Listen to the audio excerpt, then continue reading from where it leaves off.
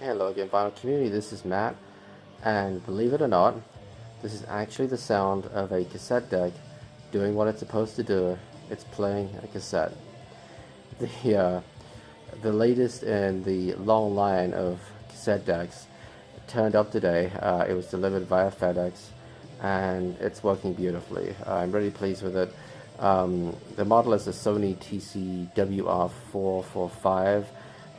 The other two models that I'd tried unsuccessfully to buy were the WF590 and then the 490, both of which had belts that were completely shot. Um, but this eBay listing, the seller had even posted pictures of the cassette decks playing. I'd sent him a message saying, okay, just want to make sure that everything's working because I've been burnt twice already in a really short space of time. And he said, yep, everything looks good. And I said, oh, how about fast forward? Because he mentioned play and rewind, and he said, you know what? I didn't actually test fast forward, which I believe because he probably just played it and then rewound the cassette, right? But fast forward is just fine, which I figured it probably would be because it'll be on the same motor as rewind. So yeah, it's good. I checked everything. Record's working, auto reverse is working. Sounds really good. I'm really pleased with it. And I did get belts. My idea was I would try to uh, renovate or refurbish or repair the TCWR 490 because the seller told me to just keep the deck, and I got a refund. I couldn't find any belts for the 490 online. This is for the 590, but the assembly looks identical, the cassette assembly, but I'm having a lot of trouble with it. It's so finicky, and it's not like you can just open it up and see, oh, this is where the belt should be replaced. No, it's got like a printed circuit board with the motors on it. There's all these plastic tabs and screws you got to take off. It's attached to the front part of the chassis, and it's just a bit of a nightmare. So I'm now even on the fence about that. I might not do anything with it, just because this one's working. This was kind of going to be my backup. So I'm really pleased. I'll show you guys a close-up of the deck in just a minute. But yeah, it's really working very well. And in fact, it's even playing cassettes that the Pioneer, the CT-F555 that I had, it's playing cassettes that won't play or won't play very well. And you guys know the story. That Pioneer deck's been really flaky. I love the look of it. It does play some tapes great. Some tapes it doesn't play so great. And you would think that, well, it must be the head alignment, right? That would be the obvious thing. But it's flaky even when recording. And of course, it's a two-head deck, so the play and record heads are built into one. And so if you align one, you're aligning the other. So there shouldn't be any real reason, apart from maybe either some kind of head cleaning issue, which it shouldn't be because I've cleaned those heads a bunch of times. Possibly an electronics issue somewhere in there. I don't know. But I'm keeping the Pioneer in here. I love the look of it. I will occasionally use it because, like I said, it does sound fine with some cassettes. It's just real finicky, real flaky. But the Sony's working great, and you can see it's with the CD player. And the only thing I was missing actually was I needed another RCA audio cable. I realized that the two that I got with the WR590, well, I have to return those with the deck. I have to send those back to the seller by Monday. And I only had one other audio RCA jack, and I could have sworn I had at least one more, but I don't know what I did with it. So I used that as a good excuse to make a little trip to Savers tonight, and went there and actually bought two RCA cables. This was my backup, just in case. This was the first one I found. I was like, it's a little dirty.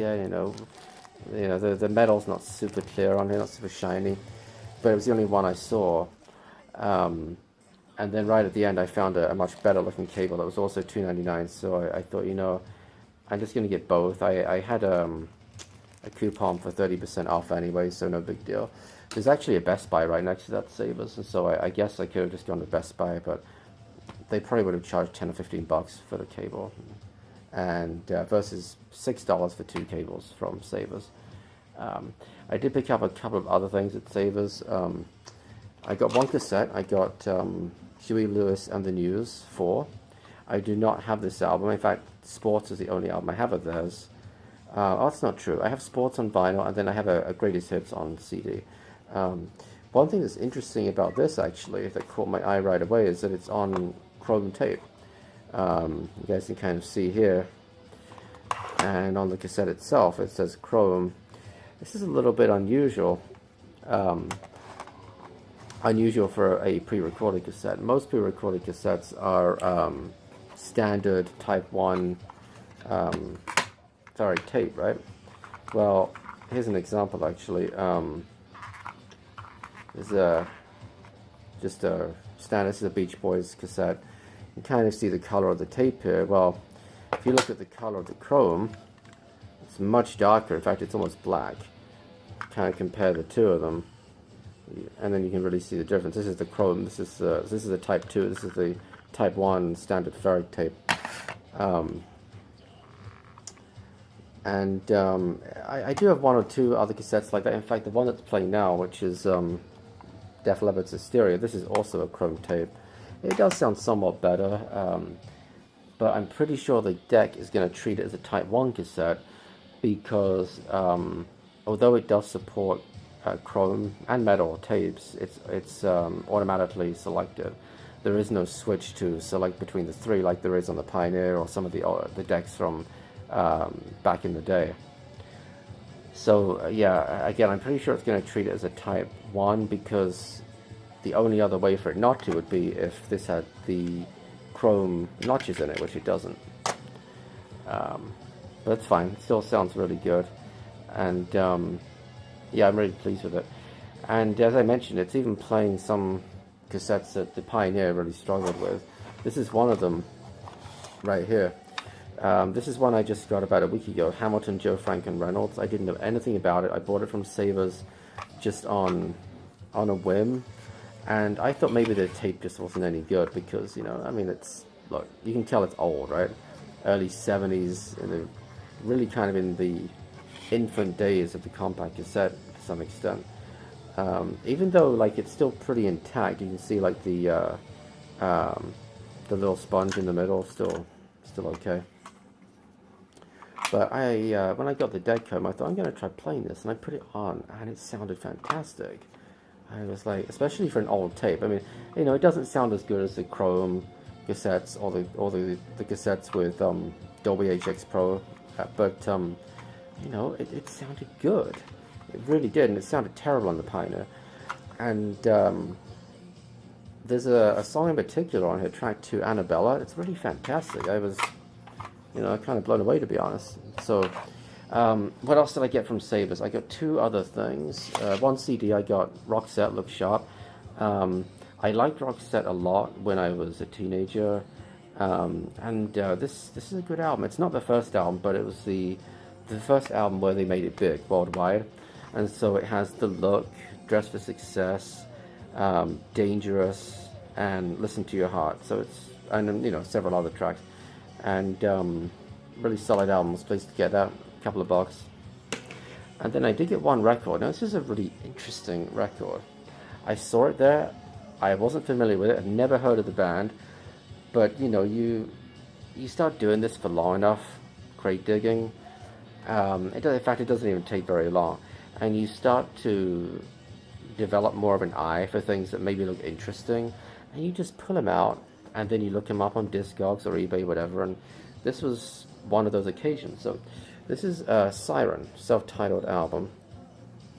I would rate it as probably just about VG Plus condition. It's borderline VG Plus. There is a reasonable amount of ring wear and some creases, but interestingly as well, and there's a couple of little marks in the record, but interestingly as well, it's a promo copy. And so I looked this up on Discogs when I was still in the store, because I thought, what is it? And apparently it's like a sort of prog rock bluesy type album. So I'm going to be really interested to listen to it once I've cleaned it up.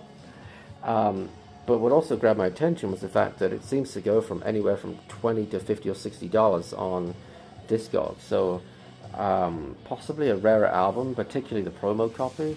It's on the Elektra label. Yeah, I just thought this was a really interesting find. So let's have a little close-up view of the cassette deck. Okay. And you can see it's playing with the CD player right now. And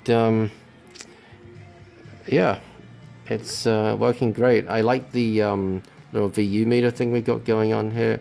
The display is smaller than the 490 and 590 would have been. Those have the display in the middle with the decks off to the left and right. But it's not way smaller, you know, it's still pretty good. And similar, in terms of functionality, from what I can tell, it's near identical to the WR590. It has Dolby B and C, it has Dolby HX Pro for recording, it has auto reverse, it has relay function. Apart from the size of the display, I really couldn't find any difference in terms of the specs or functionality between the WR455 here and the WR590, which I got and didn't work. So yeah, both decks are playing great. Deck B records fine. Both decks are winding great. Auto reverse works well, so we can flip this over here.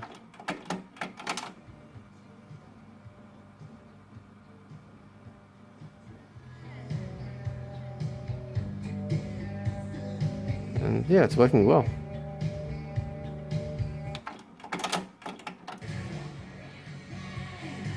Really pleased with it.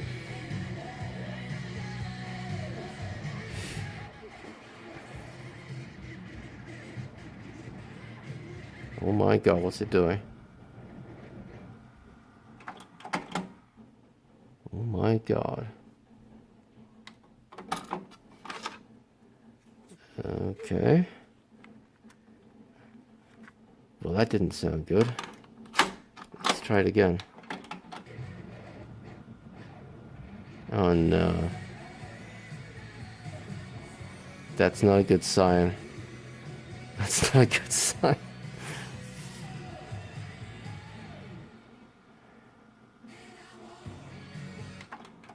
I'm really concerned about that. That might be a belt that's near the end of its life.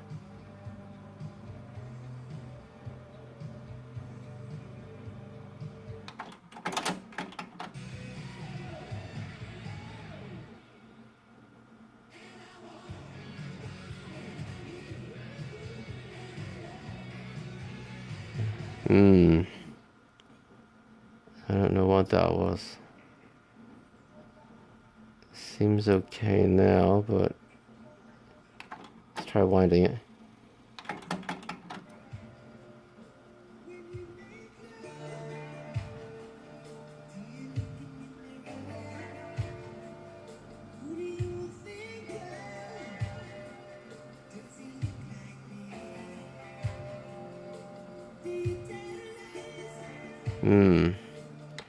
I'm gonna have to keep an eye on that. The other deck should be fine. Let's check it.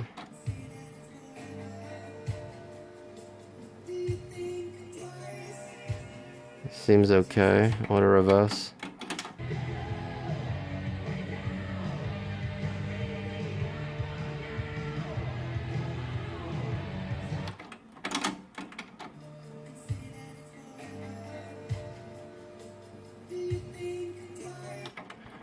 See, now I'm more paranoid. Now I gotta check. Now I gotta check deck A again. What is all that about?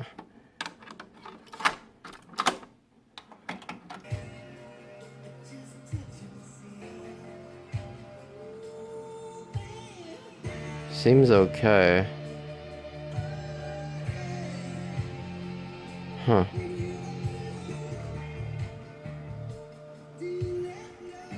Okay. Well, I gotta keep an eye on that because that's kind of funny that happened when I was making the video. It's a little concerning, but I'll keep an eye on it. I mean, the main thing I wanted it for was the record deck B, but still, you know, you want a whole system that's working properly. So, um, yeah, we're gonna have to see how this pans out. I'm suddenly a little less confident than I was a few minutes ago, but um, anyway, guys, I'm gonna wrap this up. As always, thanks for watching. Appreciate the comments. Appreciate everybody who subscribed. And until next time, bye bye.